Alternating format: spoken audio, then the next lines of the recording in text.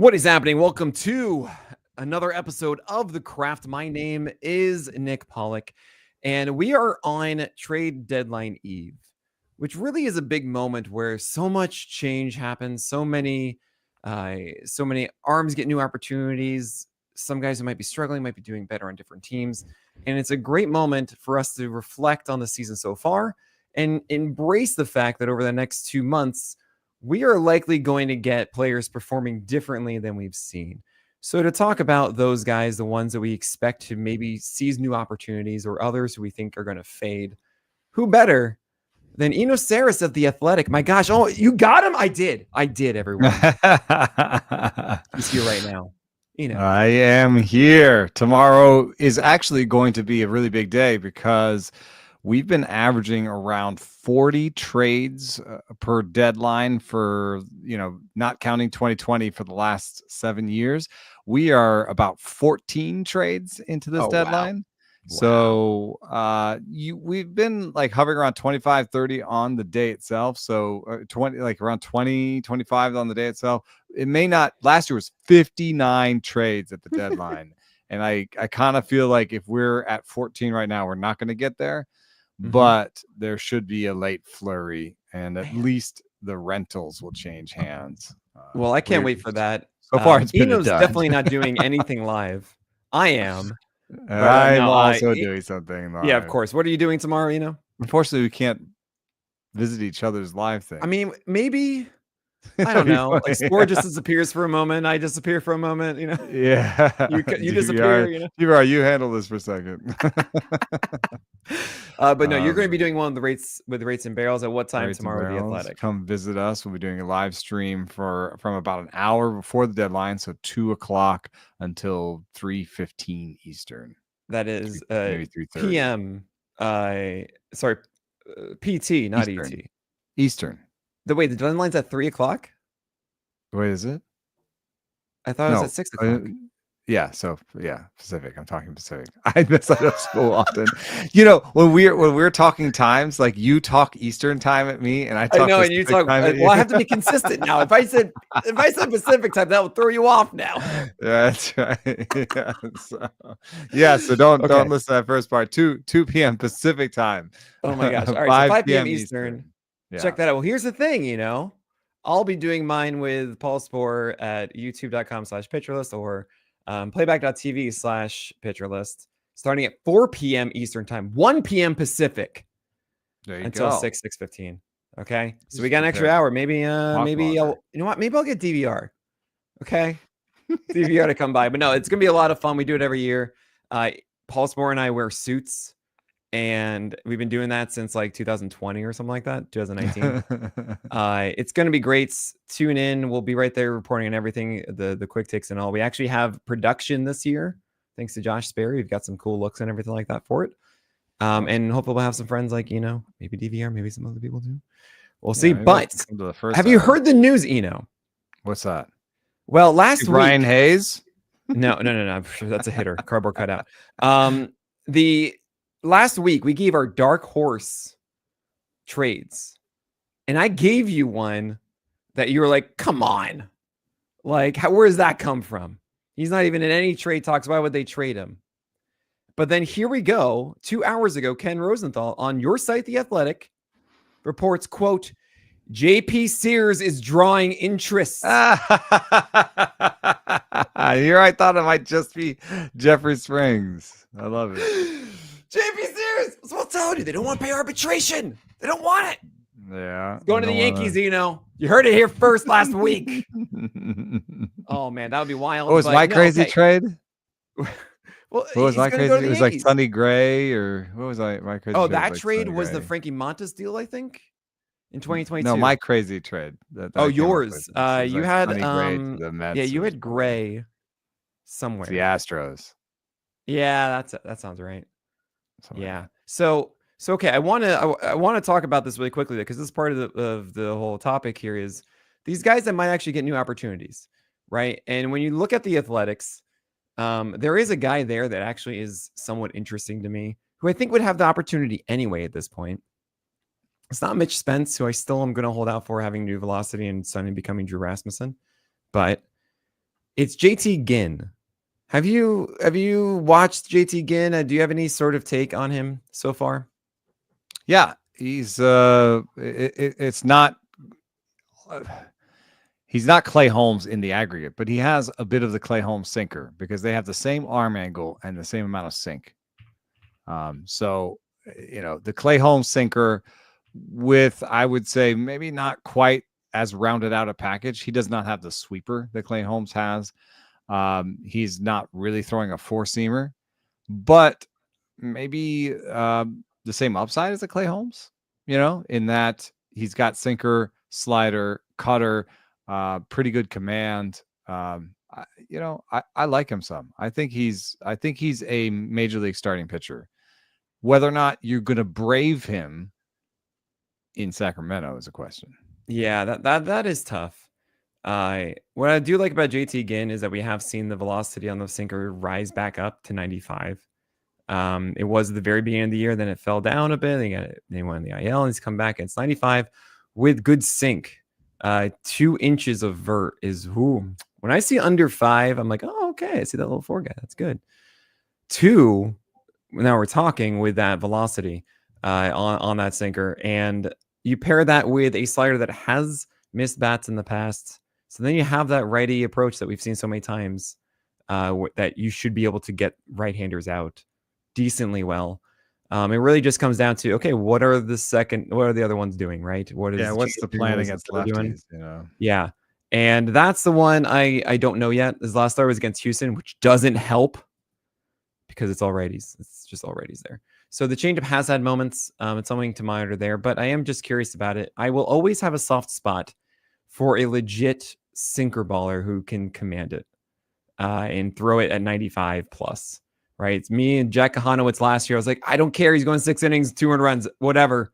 He's doing that. Spotting sinker is the Jack of one trade, who now is the Jack of no trade, unfortunately, because he lost that pitch.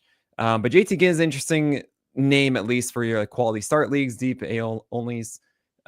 Mitch Spence, unfortunately, is not doing it. Osvaldo Bido, are we expecting him to be something this year again? No, I do have a second name, but it is not. Do not say that name. I do not want to hear Bideau's name anymore. I'm done with it. I got burned. You were waiting for Bideau, and it didn't work out. It didn't work. It's burned me so hard that I'm like, maybe I'll finally learn the lesson about command. Well, that's interesting though. I mean, it burned you, but it didn't really burn you. Like, I knew it wasn't much on it. So like, it didn't work out this time. It's not necessarily a lesson to avoid, right? But, also when you have as many leagues as I do, or as other people do, I think that the other sort of secondary lesson can be that, like, yes, you may like Bideau for cheap, but don't buy 10 shares of Bideau for cheap. Yeah, try some other names in case that one doesn't work out. In Oakland, and I do think that there's going to be some change there. I don't think that teams will pay freight for Luis Severino. Jeffrey Springs is cheap enough, and Sears is cheap enough that I think that those two could go. The other name that I'm just waiting for, they've said that he might start, is Jack Perkins. Jack Perkins is, I just said I'd learned my lesson about command. Perkins does not have great command, but he does not, I don't think, have like Joe Boyle, Osvaldo Bidoian kind of command. I think it's just Bidoian. I like that. Just sort of run-of-the-mill bad command. And he does something that's kind of interesting. His fastball would be entirely dead zone, except that he cuts it 3 inches more than people expect. Yeah, that is really interesting. I think it's because of the lower arm angle, right?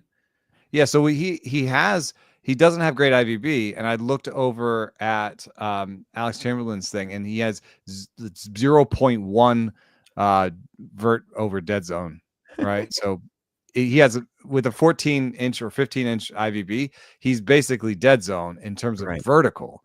And I hadn't seen this before, but he has -3 horizontally. Yeah. So really they see the arm slot and they expect it to be one of those no vert two, like, a two-seamer. They expect to see a lot of two-seam movement, and they don't get that. So it's almost like a cut forcing, like a cut ride, maybe, except from a low slot. Stuff Plus loves it. And it does come with 96 miles an hour. And the sweeper is 87 miles an hour. So good velo, 90-mile-an-hour changeup that Stuff Plus really likes. So it's a 4-pitch, 5, maybe even a 5-pitch mix. Maybe he uses the curve more as a starter. I mean, it's a starter's arsenal, and I think it has the opportunity to miss more bats than Gins.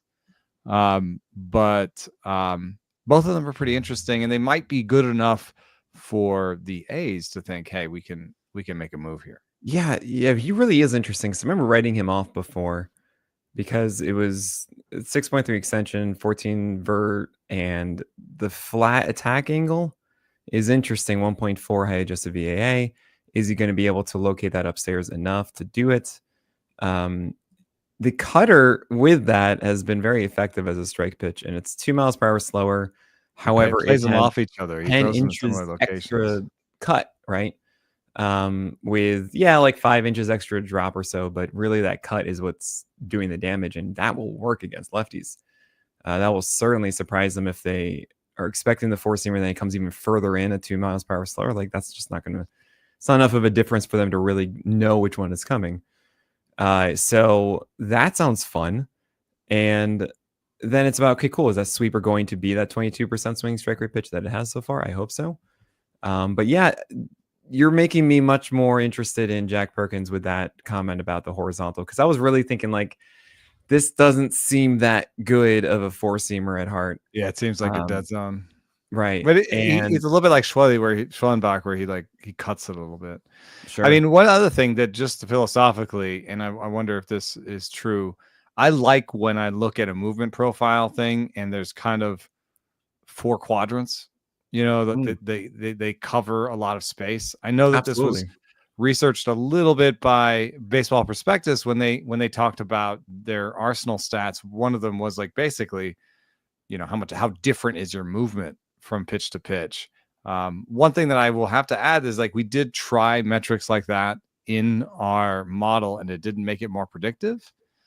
But that does not mean that that they're not worth anything, and that also that we can improve them. And then lastly, I think sometimes when we talk about what's predictive in these models, we lump all pitchers together, and so we're offering too much power to relievers, where I could see it not mattering to a reliever how wide your arsenal was. If you just threw 91, you'd just be like a kind of a crappy reliever. But like, Yeah, sure. So I kind of sometimes want to like take our models and split out starters and see if we can find some more pressing results. Yeah, I think about that a lot with, I just want, like, for example, our rankings and percentiles on Pitcher List are not qualified. It is actually, they're done differently based if you're a reliever, if you're a starter, and if you're in for your hitter, we have a difference. So it's top 300. Five is not average for all pitches. It's 5. Like if you look at 5, so it's it's average for so what we do starters. is if you're a starter, yeah, we take the top 200 pitchers, starting pitchers by innings pitched, and they are the pool. And then it's for relievers, it's 350 in innings, and then it's for hitters, it's 350 in plate appearances. Because the way we think about it is when we're actually trying to compare to the generalized player, those are the ones that actually are what we're thinking about, not like the rare couple inning guy that gets sent down or something like that, or that's just not really the average pool, right? So that also helps for for fantasy purposes. Like, cool, you have 5 starters a team, or so that's 180 guys, and then you have a couple other periphery ones. So fine, there's your 200, and it gives you a sense inside the scope of it of like, all right, this is a good fastball, this isn't. We're not looking at relievers, just like among starters, this is what this is, right? And I think about that a lot with like PLV modeling too. Is like, I don't quite care about everyone, right? I care about the select like 200 or so. And that, because you have a certain skill set that's kind of expected, like you anticipate you're a certain threshold to be inside of the top 200 or whatever. That means that there might be things that, as you're talking about, that apply or don't, are predictive to the ones beneath it because it's more chaotic and noisy, that actually do separate the wheat from the chaff at the higher echelon. Right. Like, as fantasy players, we only care about the top X%, and and then on top of that, like there are some findings that we found that kind of speak to this. Like, for example, we found that Location Plus wasn't that sticky year to year. However, if you cut off the bottom sort of quarter, the most erratic locators, the rest of them were fairly sticky year to year. Suggesting that people sometimes maybe the really bad locators aren't in the league again the next year, Sure, like, yeah. or that really bad location may be related to like injury or something, Oh, that's sort of my that's theory. interesting. And then the other part, I just did this on Fangraphs. You can do like league average. I did league average Location Plus as RP 98 for the season, as SP 101. Because So relievers are failed starters. mean. No, it's like this is the thing that they say in football. Why is he a cornerback? Because he couldn't be a wide receiver. It's a Yeah, right. Yeah. Sorry, So I said the F word. I'm sorry, guys. I apologize. I just know things. But anyway, yeah. So we have to know that on some level, location matters to whether or not you are a starter at the very least. Absolutely. So, yeah, and Perkins may be on that line. He has an 84, which is pretty bad. But you look at the walk rates in the minors, and they were only around 10 to 11%. So maybe he has good enough stuff just to attack the zone and stay in the middle of the zone. I appreciate Eno bringing it back, by the way. We went down. Oh my gosh. I was like, where am I? And here we go. Back to Perkins here. So we actually just saw a trade happen as we were talking right now. I don't know if you saw it. It was Tyler Rogers going to the Mets. And the Mets sending over, the name that matters to me is Blade Tidwell. Yeah. So why are you making that noise? I just did not expect them to trade a name that I even knew. When you're talking about like trading for a reliever, like I just didn't expect them to trade a reliever that I knew. I mean, I felt that way last year with like the Padres dealing with like Dylan Lesko and Drew Thorpe. I'm like, I know these guys. I know this prospect. Tidwell has not had Blade great Tidwell, results in the minors. Has not had great results in the minors, but my model likes him. So, I mean, I can see how Tidwell works. He was one of those guys that, I mean, he throws generally hard, and it should be an effective four-seamer.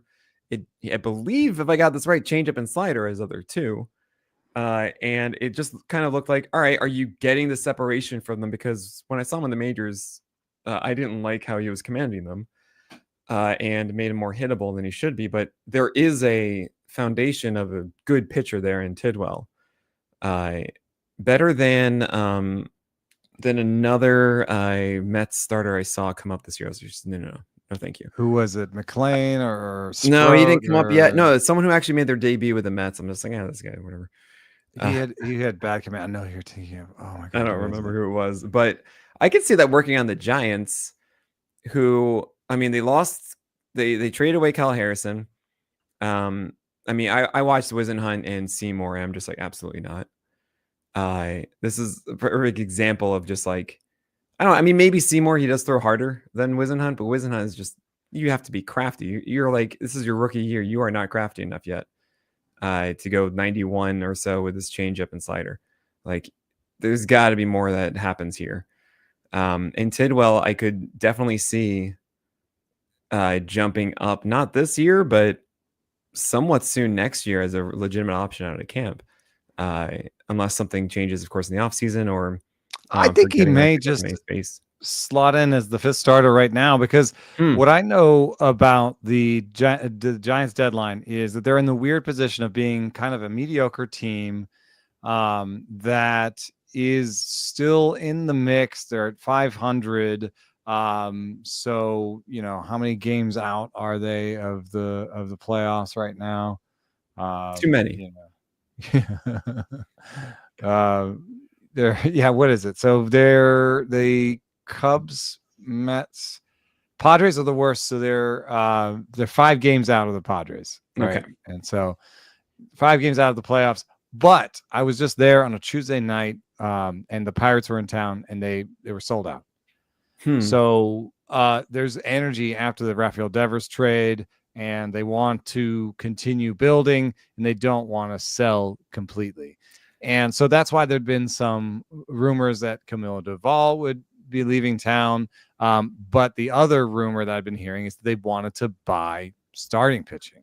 And I thought they might just go get a rental, like go get an Andrew Haney. And maybe they will still do that, where they just get a competent veteran that doesn't cost them anything. And Tidwell is someone they put in the minors, and they have some coaching plan they have in place for him, and they're ready to use him. But actually, this could do both things that I said they would do in one trade, where they just trade away a reliever and they get back the starting pitcher that they need for the rotation. And they need one right now, because I don't think Carson Whisenhunt is a major league pitcher right now. No, major league starting pitcher. The problem for me is not so much the changeup, but it's that the sinker, he only has a sinker. So as a lefty, he's throwing a sinker out there, and he doesn't have like a hard weapon against righties.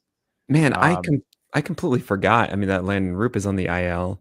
That essentially it was Roop and Harrison and Birdsong all fighting for the same rotation spot for a long time, and all of them are removed. Yeah. So there's actually, suddenly a need. And Carson Whisenhunt are expected Saturday and Sunday. You got to think Blade Tidwell goes in until trade. Because Bivens is fine, but he's not like an actual starting pitcher. Whisenhunt, do you have a comp for a sinker changeup lefty in the big leagues? Martin Perez. Oh, there you go. When did Martin Perez's career get better? When he had the cutter. Oh gosh, I mean, how many years ago? That was a long time ago, but it was the cutter, right? Right. I mean, Ranger Suarez comes to mind. Christopher Sanchez, of course. But Ranger Suarez throws a four seam sometimes. Yeah, and he has a cutter. Oh, right. I mean, he's got. But you're saying so does you're answering my question. Harris. That's what they are at their core. They're sinker changeup guys. Sanchez is a sinker changeup guy, but Sanchez's sinker changeup, it's like Strider-esque, where they're just so good. Yeah, that maybe it doesn't matter. Like Whisenhunt doesn't throw. Sanchez, your sinker is great, but can you try not to throw it down the pipe? I mean, it's so shocking to me. Are you complaining about Christopher Sanchez this season? Come on now. I'm not. I'm just okay. I will say this: 92.5. He would be. So that's he would be among the others in Fantasyland if it weren't for his hit per nine being so high. And I do feel like that is going to make him not stay at this level, is because he allows just far too many hits off of that sinker, and it's because he doesn't go at the edges. He just here you go. And I'm just like, you can afford this. You can afford to try to get the edges more, especially against right-handers. I don't know. It's something that always seems so odd to me. He's I think he has the highest zone rate on sinkers this year. I don't know. Probably not. It's just the thing that just come on, man. You could be among all the other ones and stay there. Because that changeup is just so good. But yeah, anyway, he's been incredible. I'm so happy the forearm injury didn't mess him up. Blade Tidwell. Well, wait, are you picking him up? I want to test. I want to test this now. You're going to test now the sinker stuff? Yeah, sinkers in the zone. Oh gosh. Okay. Guess who's number one? Okay, hold on. Framber Valdez. No, Tyler Rogers. Not relievers. Get the out of here. We came all the way around. Oh gosh, he is too high in the zone. I'm gonna do minimum results 500. Wait, what do you mean too high in the zone? Say more. 500 is too high of a thing because there's only 4 of them that did it. Okay, so 250 minimum results. Christopher Sanchez is 12th, but however, there is not a single starter ahead of him on the list. Okay, Adrian Hauser. Also, I imagine he throws the highest tied percentage. With him. Yeah, he only has that. So Adrian Hauser, Christopher Sanchez, Jose Quintana, Fromber. Fromber was the one that I said there. Hauser makes a ton of sense. Quintana, I'm actually a little surprised him, but okay. Yeah. Oh, I didn't click one thing. I didn't click one thing. Hold on. It needs to be of that pitch type. Oh, just in general, that was zone rate. That was, okay, Fromber throws more in the zone. Fromber is 64% in the zone. Okay, so that Sandy was my guess of Alcantara who was is above it. 64%. Brandon Pfaadt is 66%. Well, Tarek okay, well that's Skubal okay. is That's another conversation. 67%. Why has Brandon Pfaadt decided, hey, I'm going to throw sinkers instead of his four-seamer now? That Well, makes no because sense to me. that's when he got good. But I mean, I don't. Is he throwing them against lefties too? That's the problem. I mean, he's not. He's like really moved away from the four-seamer. He just got trounced for 7 runs yesterday, and I can't He's figure not on him my out. list of guys I want to pick up because they're gonna have better second halves. He's on it? No, he's not. Oh, okay. Well, we're gonna explore this though with Blade just to finish off Tidwell. the Giants thing. Yes. So I think Roop is going to come back. I think Roop is in fantasy. I think he's a fine guy that you stream at home. And that if when Roop is back, that gives them one spot. I like Carson Seymour. He's a Clay Holmes clone. And if they just wanted to just do Seymour Bivens and like figure it out every fifth day, I could see them doing that. So I would say the chances Tidwell slots right into the rotation, I'd say it's about 50-50. All right, I would vote for you for president. The way that you're giving like the thumb, you're doing the vote for me. Also, the last interesting thing about this trade is yes, Tyler Rogers has intriguing stuff, and our Stuff Plus model loves him 127 Stuff Plus.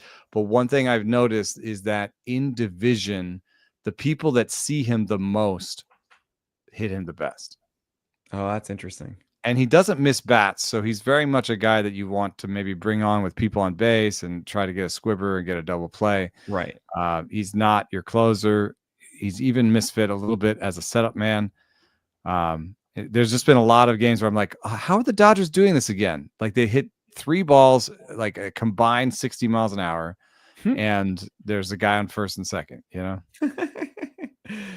Also, I should mention, you keep talking about people who are like Clay Holmes. Like it's right there in front of you. It's the Adobe mold. Okay, that is perfect, or the mold of clay, like whatever you want there. You can just use that. But we have to take a break here. We're going to talk more about guys in the second half that I think really sneak. Also, there's been some interesting guys who we've gotten better looks at, rookies. I want to get your opinion on. We're going to talk about all of that after this break.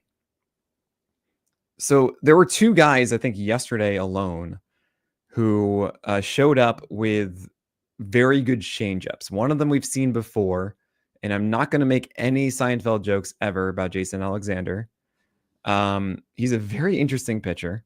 And there's another one, Pearson Ole, who I didn't know existed until like 4 days ago. And that I actually put out a video watching him because I wanted to watch him myself. I was like, all right, I'll just do this on stream with you guys. And he's a fascinating pitcher to me. But I was kind of curious, just first of all, if you've had any thought about Jason Alexander or Pearson Ole, if you think that if they were to get more opportunities, if they are going to get them, how would you feel about them? I believe in Pearson Ole's changeup a little bit more. It's so good. It's younger, such a good changeup. I mean, he's younger. He's 25. Jason Alexander is 32. He had a better track record of strikeouts in the minor leagues. And I mean, I guess the question for me is, what's his role?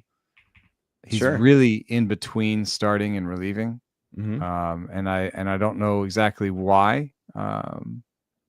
Maybe it's because of opportunity. Maybe it's because I'm not sure he has a breaking ball that is above average. And so maybe they think that's how he's going to end up. I mean, it is a 16 to 17 inch sweeping sweeper.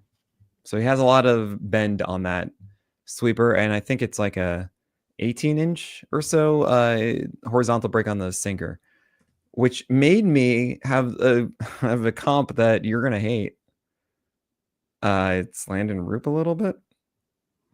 Interesting. I mean, it's like it's along that same flat plane, right, of the x-axis essentially, with a lot of sink on the sinker. He throws it. Doesn't he have a higher arm angle though? Is it though? I mean, like I'm seeing like negatives on both the sinker and the changeup for vert, which is always just like, that makes me a little interested. I what I see like with the Astros is they've essentially been showcasing these starters. Oh, you're talking about Alexander. Yes. Oh, okay. I was like, I'm losing my mind because Oh, Pearson Hall has Pearson. Oh, I'm so sorry. he's Oh over the my top. gosh. Oh no. Yeah. Oh gosh. Pearson is very simple. It's an amazing changeup. Everything else is whatever. Yeah, And it's so exactly. frustrating from the right side. Having a changeup first is just not generally going to work. But Could he just step in for gorgeous. Paddock and be Paddock? Well, Paddock has a much better fastball, unfortunately. Yeah, that's true. But yeah, no, you need to be a lefty if you have like an amazing changeup, and that's it. Yeah. I'm sorry. Yeah, that I can understand. Like, oh, I got the reaction from Eno guys. Oh yeah, he's got a really low arm angle. Jason Alexander is side armor. Maybe they so funny. figured out how to. I wonder what they figured out. That's what I look Yeah. like when I look at somebody who's 32 and like had this wandering path through the minor leagues. What sticks out for me is more walks recently and more strikeouts, but it just screams journeyman. Like they would rather have somebody else pitching there. Well, right. No, so this is what I was getting at. And again, I got to emphasize when I give comps to Eno, generally it's like, oh, and you're like, okay.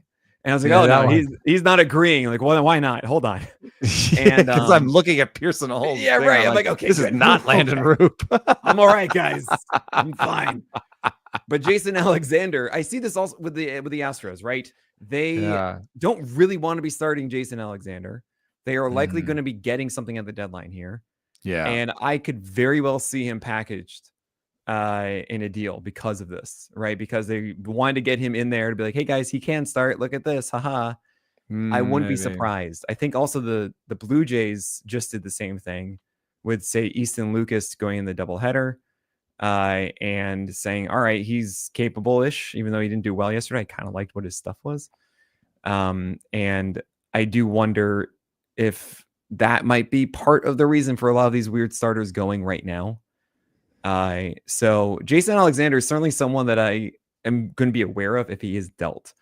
Not as a overwhelming starter, but just because we've seen this package work before to get a surprising 6 innings, 2 earned run start. It's interesting. I was like, oh man, you got so much horizontal depth there. Over 30 inches of difference is always fun for me. And it was getting closer to 40 or something like that. I was like, okay, I'm paying attention here. But Pearson Hall, if you watched the video though of him, right? Of him throwing this changeup. Yeah, it's crazy. Oh, it's so good. It's so good. And then I'm just like, you feel the anxiety of him being like, well, I can't throw the changeup now. What do I do? And you go, oh man, Pearson, I can't help you. Oh gosh. So there are other guys, of course, that are going to be opening up and maybe getting some more opportunities. And one of them that for me, I had on the list inside my top 60. Then all of a sudden a trade happened and I pushed him all the way down to 99. And then an injury happened and I pushed him back up into my top 60, literally within like 30 minutes of me doing the list on Monday. And then they had a fantastic start that night. And now a lot of people are talking about him. That's Troy Melton. And I'm curious about your take on Troy Melton. I certainly know mine, but I want to know where you're at. Yeah, we were super excited about him on Rates and Barrels, and I did some comps, and the best comps I could come up with for his fastball, which is pretty interesting. I know why you like him. Huge extension. Yeah. But he also it's like a little bit of a cut ride situation. Mm-hmm. He kind of cuts the four seam a little bit. And so the best comp for his fastball is, you want to guess? Oh gosh, cuts it a little bit with extension. Okay, so hold on a second. He's like, he throws 2 miles per hour or 3 miles per hour harder than Paddock. It's kind of like that 7 feet of extension, but the IVB is 13. I take that back. Yeah. Who do we got? Schwelly. Oh, that's a great one. Oh my gosh, I hate myself. This is perfect. Right? Because he cuts it so it doesn't have tail, but he has the lower slot. It's Spencer Schwellenbach's 97. I don't know that it's the entire arsenal, but it has some similarities to Schwellenbach in that it's a wide arsenal. It's a wide arsenal. He throws strikes. Yeah, he throws strikes. Yeah. We had a lot of that happen for us too on air. Where like we're talking about how great we think Troy Melton is, and then the Pollack trade happens in real time while we're on the things, and we're both like, oh, I guess that kills, because we had also been talking about how he'd been a good streamer this week because he had 2 starts this week, and then I was like, oh well, that kills the second start. There goes the second start. Pollack's just going to take that, and then we go off air and we find out that Olsen is hurt, and so we're like, okay, I guess he gets that start back. But I'm all in on Troy Melton. I don't know exactly where I put him. Let me see. He wasn't in my rankings that I put out before I left. But I could see him having like a 3.8-ish ERA. In fact, I might be as bullish enough to push him to kind of where Reese Olson was for me. Yeah. In the high 40s, 45, 46. Man, so that's even higher than I have him. And I'm taking into account of, hey, take chances, make mistakes, get messy, right? And I would think, and generally when we have these conversations, correct me if I'm wrong, I think of me chasing upside. I'm able to do that more than you are in deeper leagues. So the fact that you're like, this is a good floor guy. I hew pretty close to my projections, but the projections that I use are oopsie, and he has a 3.85 ERA projection with a 23% strikeout rate. That's a carbon copy for Reese Olson. In fact, it's a little bit better strikeout rate. Here's a who would you rather. David Peterson. I've got a 3.9 ERA projection on him. So they're neck and neck in mine. I have essentially my 2 tiers. One is the one of like, hey, cool, take some fun things. And like, all right, you want something that's going to be around and give you 6 innings and wins, fine. And I honestly would go for Troy just because I hate the whip. He's just a whip killer, David Peterson. Yeah, and it just drives me up the wall. He's willing. He doesn't give in. He gives those walks up. So yeah, I would have him above that. I think he would settle in. If I don't push him as hard as that, then he might settle in around Jack Flaherty, which I have at 50. So you're not a believer in Jack Flaherty? Like a 3.85 projection. He has a little bit better strikeout rate projection than Troy Melton, but not really. I mean, Flaherty has fallen off in second halves before. He's very tied to his velo. His velo's not been great this year, and he's like everyone knows what he is, and they're going to see him the 3rd time this year. You know what I mean? Like it's not all set up for him to be better than he's been so far this year. I don't think. So Flaherty was kind of killing it for a while, and then he had this stretch of, I think it was 15 earned runs in 2 games or something like that. And it kind of brought everything down a bit. Essentially was like a 3, 4, 5 games stretch or so that was really rough. And then the last 2, I think, or maybe 3 for Flaherty have looked a lot more like, hey, cool, I have both my slider and my curveball working now. My fastball is not getting attacked effectively like it was that then. Cincinnati game where he gave up 8 runs was the 3rd worst velo he's had all year. So there you go. I mean, I think it's really tied to velo, and just velo doesn't tend to go up over the course of the season. And plus, he has this thing where his fastball is much better of 94, and the best velo he's had this year was opening day 93.6. Since then, he's had 1 start of a 93.4, 2 starts of 93.4, and he's in mostly kind of like 93.0 or even below. Yeah, I did not catch that. I appreciate that, giving me a heads up on it. But yeah, Troy Melton to me is that he's a bit of a unicorn in the sense of I bought him in every league. See rookies come. I mean, I do everywhere. Too. I got him for like $11 in every league.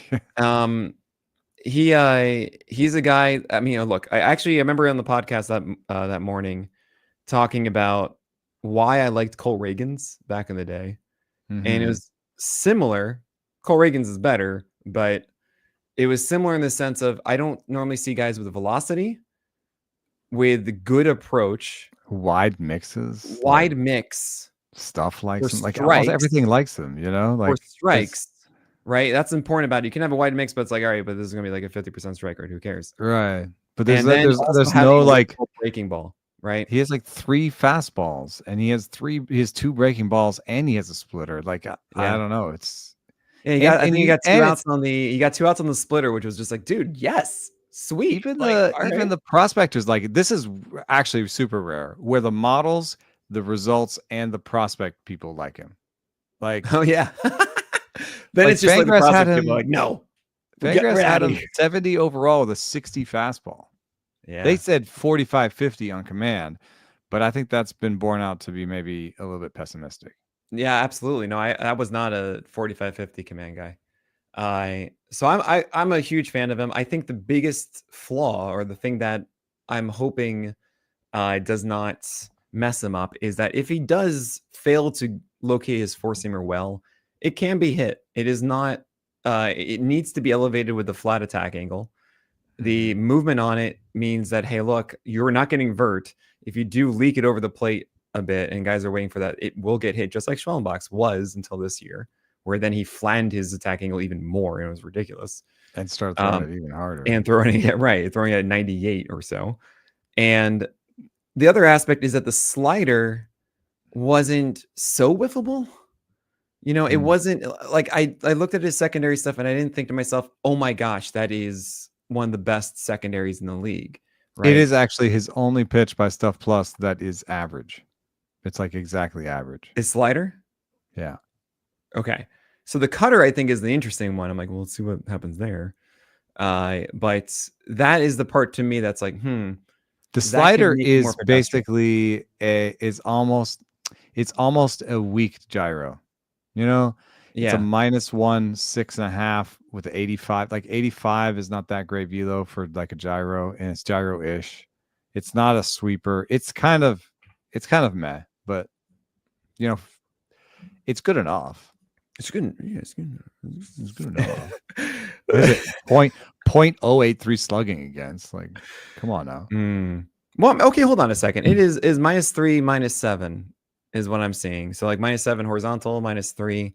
Like, yeah, Savant has -1, -7. Okay. It's close to gyro. Gyro is like 0-0. Yeah, exactly. Right. But it's not a sweeper. Sweeper is like you want 10. Yeah, 9 to 10, negative on the horizontal. It's funny. I did not know any of these numbers, guys, last year. And huge thanks to Kyle Bland and the live pitch app that we have for Peel Pro that gives you the whole circle of everything. Every start, I just see the circle plot of movement. And it's gotten me just used to seeing where purple is supposed to be and where blue is supposed to be and all of this, and then attributing it to the numbers. One of the things that actually bothers me is that they change over time. Like the averages change over time. Like I remember there's a great piece. Harry Pavlidis had benchmarks for pitch types, and that came out in like 2015 or something. Oh, wait, you put that up on Fangraphs? Yeah, dude, I use that all the time. I had a bookmark. Yeah, I know, this is before I knew Eno, by the way, guys. And I was like, oh my gosh, Eno. I think it's a little old now. But it was like how I understood what is a good break of something was that. So good. Yeah, we gotta update that. We gotta figure out like some good standardization of it all. But what I'm getting at is like the most frustrating thing is a cutter that by all looks of it is a slider, but it's called a cutter because it has like a +6 on the y-axis, right? It's like, and because he also has another pitch that looks more like a slider.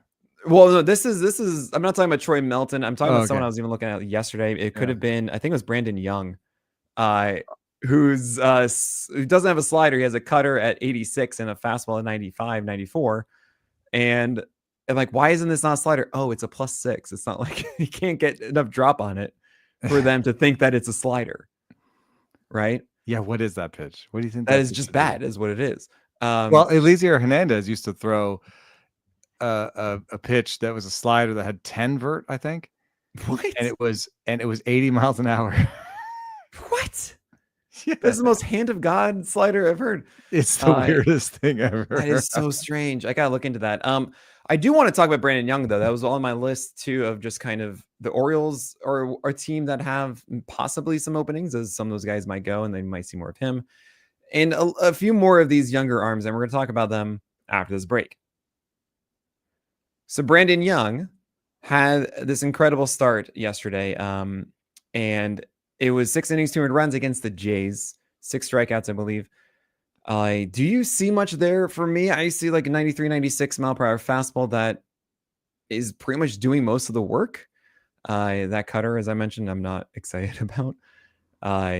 he might get more time with the Orioles if they do deal someone. Right now, he's on that rotation. Also, you have I Kyle think Bradish eventually coming back. How do you here's feel? another thing that can help people a little bit. Like the on Savant, when they have the arm angle, now they have the arm angle and they have the movement profile, and you can just actually sort of visualize when you look at the arm angle and you look at the movement profile. You're like, oh, everything runs along his arm angle. Right. And you can almost just see his arm angle in the movement Yeah. data. I see that So, in strike zone plots. I see yeah, like fastball to yeah, slider to curveball like this, and like in a diagonal. I'm like, oh, okay, he's already from this side going. yeah, exactly. Yeah. So there's nothing surprising. Mm, There's nothing surprising about Brandon Young. The only thing that he can do is basically try to pump all his pitches up to average and throw them all 20% of the time, which is right now he's throwing the splitter, curve, and cutter all like 15 to 20% of the time. And so he's just basically going to spam you with good command. 105 location plus though, and really small walk numbers in the minors. yeah. So it's not something that's going to turn into an ace, but it is somebody that could be useful. I would consider him a streamer and Hmm. Yeah, I fairly can see interesting. that. I definitely could see that, especially against a bad team. He just throws enough strikes and then he gets through it. Yeah. And I'm a we've little actually surprised he did seen that against the Blue Jays because they've been a good team, but right. I mean, that was an interesting one. He actually had both of his walks in the first inning, and one of them was getting squeezed. I'm hoping And that yeah, the Orioles trade for a pitcher and that, almost in this Tidwell-esque situation, that they trade for a pitcher that they just install, because I like Cade Povich is coming back, I guess, at some point. oh yeah, there's that too with Uh, Bradish. Yeah, the Grayson news seems to be going in a terrible direction. yeah. So and then I don't see a lot in the cover. I was never a big Armbruster fan. Hmm.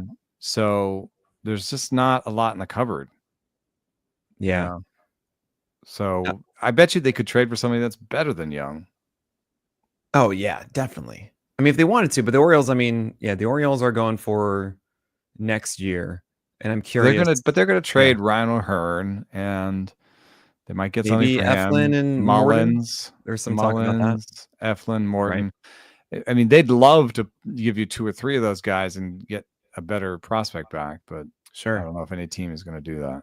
Now, I also want to talk about Cam Schlittler, because I'm personally hoping that there's a way for him to stay in this rotation. As it is right now, I see him as the 4 with Stroman as the 5. I don't expect Stroman to be around anymore. Also, after tomorrow, where he's going to make a start for the I think, Yankees, one of 3 games are going tomorrow, and then it's Luis Heel on Saturday or Sunday. and don't you Uh, think even Schlittler has I mean, I like him, but don't you think he has a short lifespan in that rotation, because they could easily trade for somebody? well, that's the thing. So then that's the there's 2 things though. So you have a trade probably coming in for the Yankees in some fashion. That said, you have Will Warren, who they might want to limit in some way. He has been starting I hadn't regularly thought throughout, about that. and this is his first major season starting every 5 days with the Yankees, right? So you would think that Cam, who had 120 innings last year, would be a good introduction into it as well. You could also think about some piggybacking happening with Luis Heel Here's and Will Warren together, or Cam. here's a way that I Yeah, can tie together Cam Schlittler with a guy that I think will do better in the second half, um, and just a couple of different themes that we've been having in this. yeah, Cam Schlittler, I think, uses his fastball too much. Now, absolutely. when you throw 98 miles an hour, you fall in love with your fastball. In the minors, you get great results, and it doesn't matter necessarily how good your shape is. In the majors, you can give up a homer on your vaunted 98 mile an hour, 100 mile an hour fastball. Chase Burns, I hope you're listening. And so when you have guys like this, it can take them a moment to realize, I wrote a piece once. It was about Nate Eovaldi. It said no fastball is too big to hide. And so what I would do if I was Burns and if I was Schlittler is cut 10 to 15 percentage points usage off the fastball. And I think that they have the arsenals otherwise to do it. The question with Burns is, can he command the changeup enough to throw it when he needs, maybe he needs a strike? You know what I mean? Like, Right. that's why you throw your fastball other than blowing people away. With Schlittler, I don't know. The command generally wasn't good in the first 2 starts, but in the minors, the walk rates are good. The prospectors put a 40-45 command on him. Really? So there is some question if he can command the slider and the curve enough to reduce how much he uses his fastball. So we saw 4 walks, I think, in that last start from Schlittler, and yet he had like a 67% strike rate. Like, none of his pitches, I don't think, if I remember correctly, had under a 60% strike rate. And yeah, but then that's the homers, and that's the using the fastball too much. So. Right, exactly. So I also, what it is to me is we see this kind of a bit more from rookies and vets, who vets are able to make those in at bat adjustments just better because they've been in the game longer, and they'll lose a batter. You hear all the time. That'll happen a lot more to rookies where they just can't, they don't know how to get out of that spiral for a moment. So that's what Birdsong was in. Oh my God. Death spiral. Jeez. That is the sound of someone who endured it, guys. That isn't just like someone watching it from afar. That is someone who suffered with him. So what do you think of Schlittler's command? Do you think it's better? The 92 location votes right now. I'm surprised that, like, okay, so yes and no. His control is better than the walk rates have been. The slider and the sweeper and the curve find the zone far more than I usually see from a 4-pitch guy. All right. However, please get them good. down. Those are really good pitches. Get them down. They're all in the upper half. Everything is in the upper half. So when I'm watching this, I'm watching hitters just key in on one location. And that makes it a lot easier. They know to keep their bat lifting it up each time, which means that it's easier then to get to the 4-seamer. Oh, that's really interesting. The slider is middle third and the sweeper is middle third. The only one that stayed down was the curve. And even that one, he threw some up and in curve. I mean, that wasn't, that's barely down. So that to me is like, well, hold on. We can actually, that's not that hard of a adjustment. There are a lot of adjustments we talk about. When it comes to north-south and you just are not at all using one of them, it really is as simple at times just saying, spike it. Like, a little lower, You just got it. It's like you keep hitting the front of the rim. Okay, hit the backboard, and then you'll like in the bullpen. Yeah. Why don't you spike 3 and then throw one and see where it goes. Exactly. So you can eventually get to that. And that's more throw a couple Louis. Oh, Jesus. Sorry. Okay. Stop that. Stop that right now. Well, there's a whole thing about that with the Guardians of Joey Cantillo. I was really in on Joey Cantillo, and then I saw his last start, and I'm terrified. He's poor command. Well, he's really poor command. That start was the worst command I've seen from him. Everything was below his 60% strike rate and floated changeups and everything. And also he was down 2 to 3 ticks. And I'm like, oh God, you are hurt. And he's had a big injury history and he's had up and down. I haven't heard anything. Yeah. No one said a word. Oh no. I dropped him on a team after that. I was like, I literally don't think you're okay. Yeah. Oh, that's it. I do have him in a couple places because he had a 2-start week. The buried in that was, I think Chase Burns is going to be better. What? I think he's going to be better. So the easiest comp, right, is Hunter Green, and he's just right there in front of us. But the thing is, Hunter Green took time. That's true. Right? And Hunter Green's fastball might be better by shape a little bit. Well, right, and they like the similar velocity, but Chase Burns it's so interesting of like having a 19 vert and we're like, nah, not good. Like, what? Oh, you are so extreme at the top. Yeah.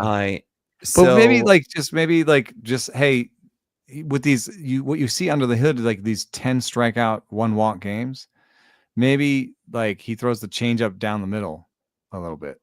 And he's just like, oh, okay. I just throw all 3 pitches kind of down the middle-ish. And like, that's the thing that's more believable to me. The homers, about Burns is that I think he can expand his arsenal more so than Hunter Green. I feel like I feel like even when he came up, we weren't expecting him just to be 2-pitch. With Hunter, I feel like we were like begging him to add pitches, and it took forever. And even like the splitter, I'm like, it exists fine. Maybe there are times, but like, it's he just uses that you went that like late in 15 games. for 15 strikes with your slider now. That's why you're really good, right? Yeah, he uses the splitter late in games when he thinks people are sitting on the slider. That's what I've seen in games. The Mariners have made a trade from the Pirates. They got a pitcher. Caleb Ferguson. Oh, what the? They got Caleb Ferguson. They didn't already have him. I just feel like Caleb Ferguson is a very Mariners name. What do they want with that? Actually, honestly, if you just said Caleb Ferguson was involved in the trade with the Mariners and Pirates, I would have the same reaction. I wouldn't know which he's way a reliever. They wanted a lefty reliever. Okay, there you go.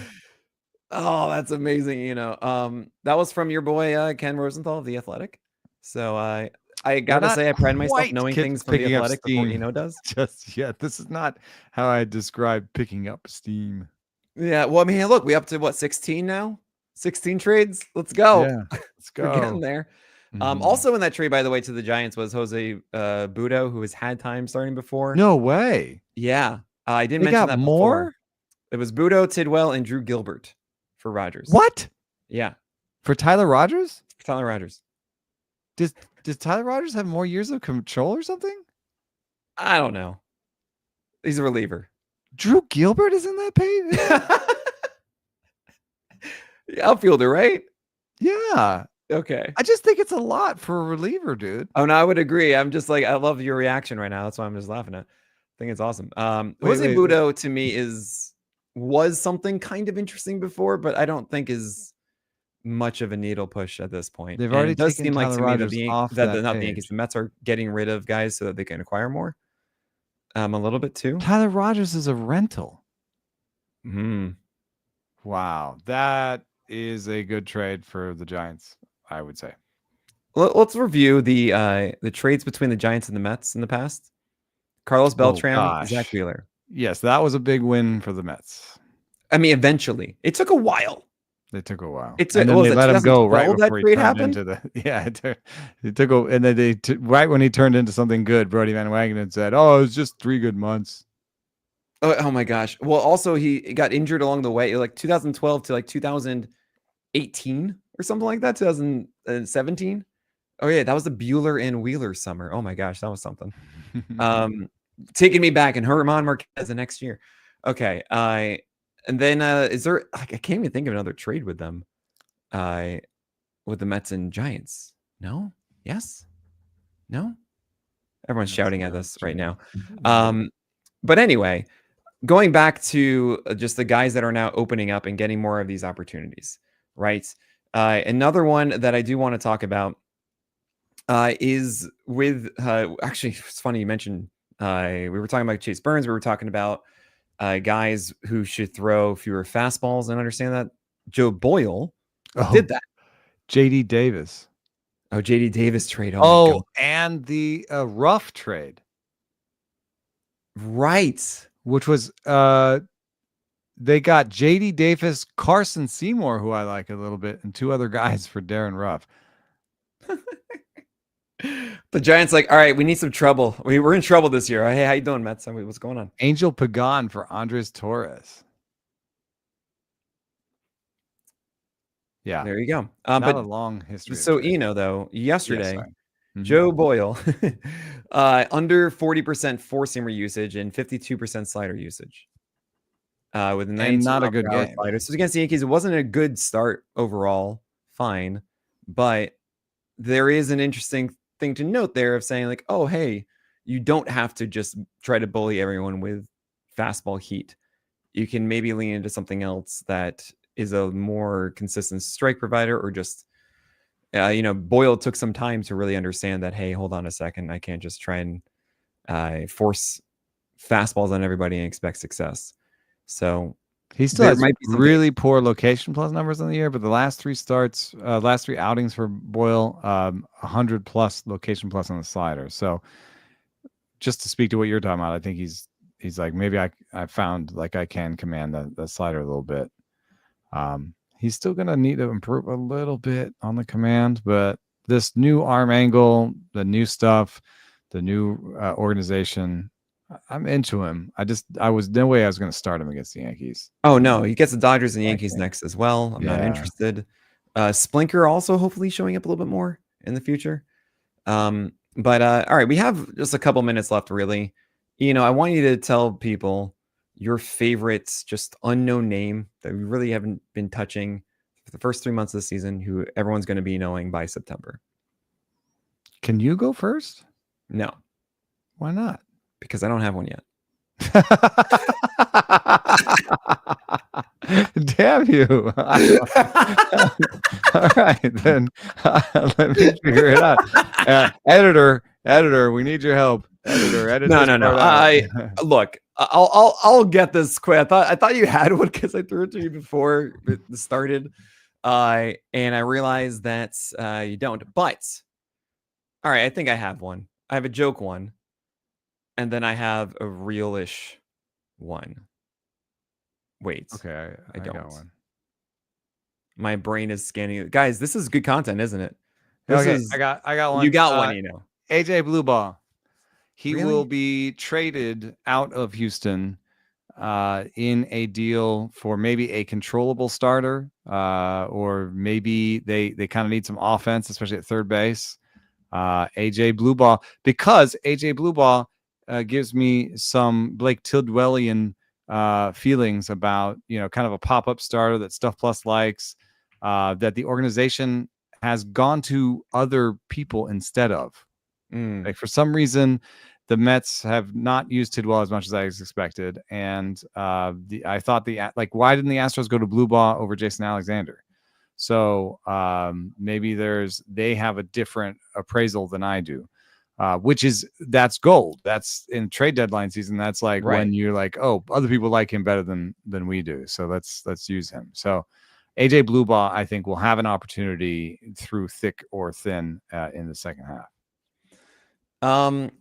Man, I don't really want to lean in this, but I will. I got it. I got mine. But just to let you know, by the way, Jeter Martinez is going to the Pirates in that trade with Caleb Ferguson. If you know who that is. Okay. I don't. I imagine he's named after someone. I don't know who that is. You can just call him Derek. Derek Martinez. Okay, the joke one is when Bailey Falter goes to the Rays, it's going to work out. But this is going to blow your mind. I think nobody is expecting me to say this name, and I don't really care, because this is what I see.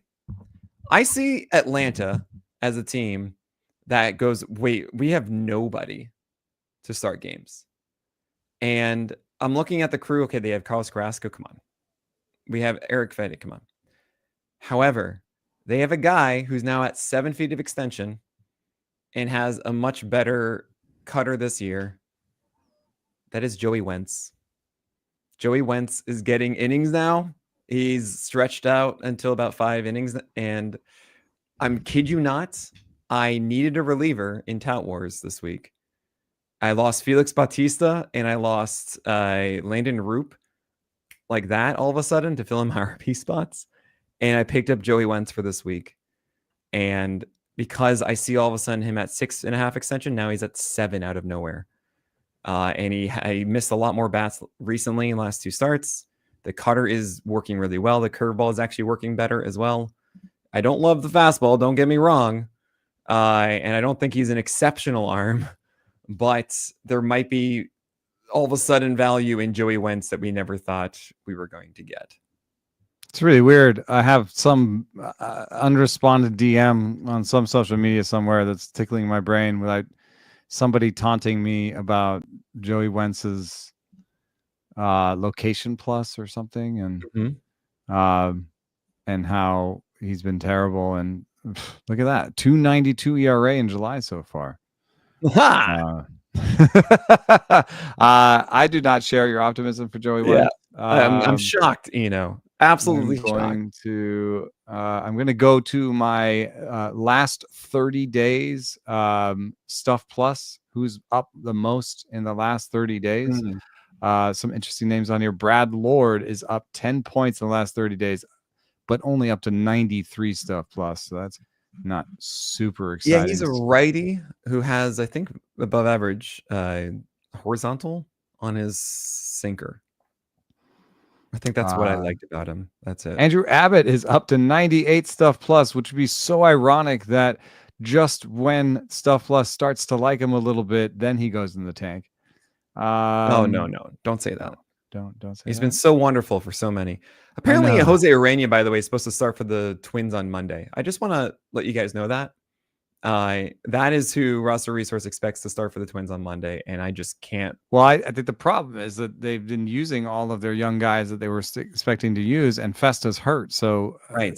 But actually there are names that I expected they would go to before Urena. So I mean, it's just that you forgot that Urena still existed. Everyone, like, true.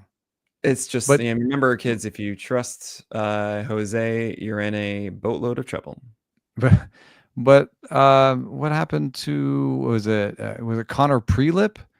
There's a AA lefty with a 28% strikeout rate. Andrew Morris, I think, is a. Well, it's not going to tell me. So anyway, I think there are other names. I don't know why. They must just be protecting maybe all their minor leaguers. They just didn't want to bring to the major leagues either to start their clocks or also because they have a very strict sort of innings. This is what their plan is for this year, and this is where they're going. I'm going to give one more. And again, I'm really focusing on like the absolute no one expects this and Spanish Inquisition starters. Okay. Of a guy who actually last year around this time, maybe earlier, all of a sudden was part of Fabapalooza. You know, people actually were kind of interested on him. And really has just been so inconsistent, so terrible this year. However, recently has been leaning into his slider more, especially against right-handers, which is not something that I expected him to do. Last two starts, after averaging 3% for the entire year against right-handers with sliders, we've seen 13% and 24%. And that pitch against right-handers has had a 50% swing strike rate and a 19% in the last two.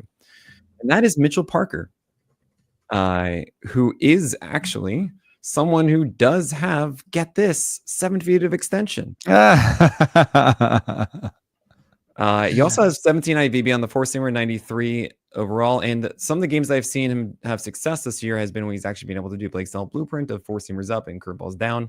Hasn't been too consistent with it. However, that slider, in my early write-up this year, the top 400 that I do, I said, Mitchell Parker, please throw more sliders to right-handers. It's actually good. The times that you throw it, it is effective. Just didn't do it, and now he's done it for 2 straight starts.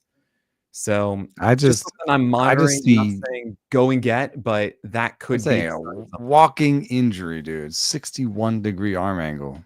They can't even do that without wincing. Oh, 61? That is wow. What was Kershaw's? Kershaw's up there. Is he? Right? When I think of like that kind of release from a lefty, I think of Kershaw a bit. Yeah, 55. So no, that's still 6 off. That's 55. Yeah. No. Absolutely not. James Paxton, maybe back in the day, the trebuchet look a bit, but until he lowered his, it was actually good then. Yeah. But yeah, Mitchell Parker is someone that I'm going to be following at least the next couple of weeks. You know, I talked to Shamanaya about that arm slot change, and he said that this one feels more normal, and that the reason he was higher over time was because of all his like little league, high school coaches being like, you got to get on top of the ball, you got to get on top of the ball, and so he kept pushing up and up and up, and so maybe that doesn't surprise me that he kept his fastball shape while his slot went down, because the fastball shape may be kind of innate-ish, and then, you know, and somehow a little bit independent of slot in this situation. Like he kept his IVB and dropped his arm slot like 20 degrees. So that's it's insane. Like, it is kind of crazy. But when I asked him about that bit, he said, I don't know. I just throw my fastball from here now. But he said, it's good. I get it. Yeah. Right. And I asked him, like, did you have to change your pinch mix? He goes, I don't know. Ask my catcher. I love Sean Manaea. I really do. Honestly, I'm just kind of happy for him because he's been someone who's dealt with injury for so long. And anytime he would get into some sort of groove, it would just get interrupted. He even had the time in San Francisco where he's like, I'm going to start. And then it just got taken away from him when he would get piggybacked all the time. And for him to not only come to New York and have a regular starting job, but then also explode and have a phenomenal second half, and then to pick up where he was last year is just great. So I'm really happy for him. Hopefully he can cruise into the playoffs for the Mets and show everybody what he's got now on the national stage. I wish all you listeners happiness with the trade deadline as it tomorrow. Whatever team did, it was a good move, guys. Right. It was good. Unless it was the best trades are guys for Tyler Rogers. Oh my god. I didn't realize you didn't know it was Jose Budo and like Drew Gilbert. That was so funny. You just thought it was played Tidwell straight up. I would have taken Tidwell straight up for him. Yeah, I would too. Probably. That's so funny. But anyway, guys, that's going to do for this episode. Make sure you tune into both of our live shows tomorrow. Eno's starts at 2 p.m. Pacific time, so 5 Eastern with the Rates and Barrels. I'm doing one with Paul Sporer at 4 p.m. Eastern time, 1 p.m. Pacific time. And outside of that, is there an article, something that you want people to be aware of that's coming out in the near future? No, I'll write something over the course of tomorrow about players that will get an opportunity after the trade deadline. So the kind of stuff we've been talking about. Oh, beautiful. Can't wait to read that. We'll and know, of course, we'll know who's been traded. Yeah. Wait, who's been traded? Oh my gosh. You can find my stuff, of course, at Pitcher List every single day. If you don't know, I do an SP roundup where I cover every single start and what I think about that, and what you'll be able to follow those trends that I just talked about with those pitchers the day of that happening. So make sure you go check that out. But that is it. So my name is Nick Pollack. Thank you so much, Eno Sarris, for being here. We'll talk about the craft of pitching again next week.